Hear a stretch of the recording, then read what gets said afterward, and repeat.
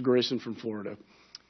Secretary Kerry, I'm going to ask you a question that is susceptible to a yes or no answer, or if you prefer, yes or no with an explanation. Has Iran adhered to the nuclear deal? I'm sorry, has what? Has Iran adhered to the nuclear deal? Yes or no?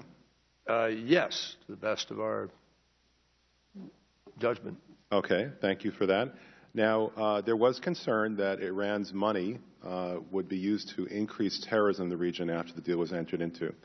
Has Iran's support for terrorism increased, decreased, or remained the same since the deal was enacted? I think the best of our judgment, don't have the ability to be able to make one today. Just don't have it physically in that regard. And we are confident of our ability to know what they're doing. Has the administration ever tried to interdict Iranian shipments to help terrorism in the region? Yes, we have, in fact, successfully interdicted. And is it likely that that effort will continue?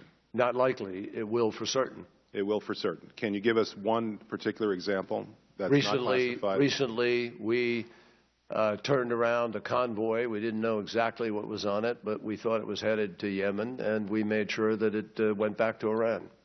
All right. I'd like to ask you a couple of questions about ISIS.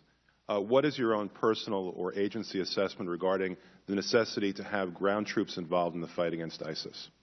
Not American ground troops necessarily, but any ground troops. Well, American ground troops in the sense, American special forces are engaged as enablers on the ground in Syria today and in Iraq. And I am a 100% supporter of that. I strongly advocate that that is a powerful way to have an impact. I am for trying to get rid of Daesh as fast as is feasible without a major American, quote, invasion, but by enabling, by using our special forces, by augmenting the Syrian, Arab, and other presence on the ground, I believe it is imperative for us to try to terminate this threat as rapidly as we can. Has the American government had discussions with Saudi Arabia, the UAE, Oman, or Jordan concerning whether they would lend ground troops to the effort to fight ISIS? We are engaged in discussions with them regarding their offers to do so at this time. Can you tell us anything about that? No, I think it's in a preliminary stage. It's in discussion. They've indicated a willingness to be helpful.